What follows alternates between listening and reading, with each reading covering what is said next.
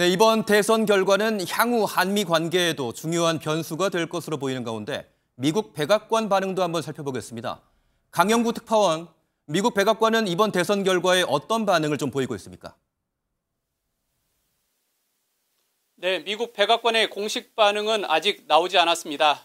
곧 나올 것으로 보이는데요. 이 과정에서 조그만 해프닝도 있었습니다. 캐롤라인 레빗 백악관 대변인은 오늘 백악관 브리핑에서 한국 대선 결과에 대한 입장이 있냐는 질문에 그렇다고 미리 준비한 입장이 있다고 답했습니다. 하지만 관련 서류를 찾지 못해 추후 밝히겠다고만 말했습니다. 곧이어 진행된 국무부 브리핑에서도 태미 브루스 국무부 대변인은 당선 인증을 기다리고 있다며 최종 인증이 나오는 대로 성명을 발표하겠다고 말했습니다. 네, 그렇다면 이 미국 주요 언론들의 반응도 좀 전해주시죠.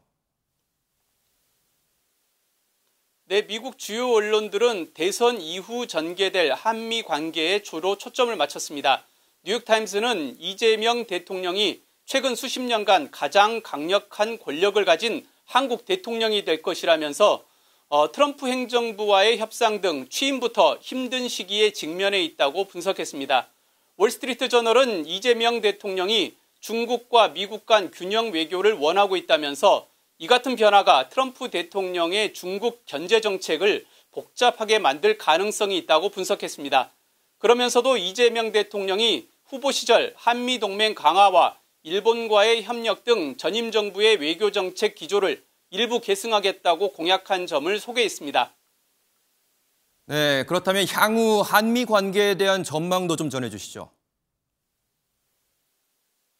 네, 말씀하신 대로 이 외교 안보 분야에서 통상 분야까지 중대한 시기입니다. 당장 트럼프 대통령의 관세 폭탄과 방위비 증액 압박, 그리고 주한미군 감축 가능성이라는 중대한 과제에 직면해 있습니다.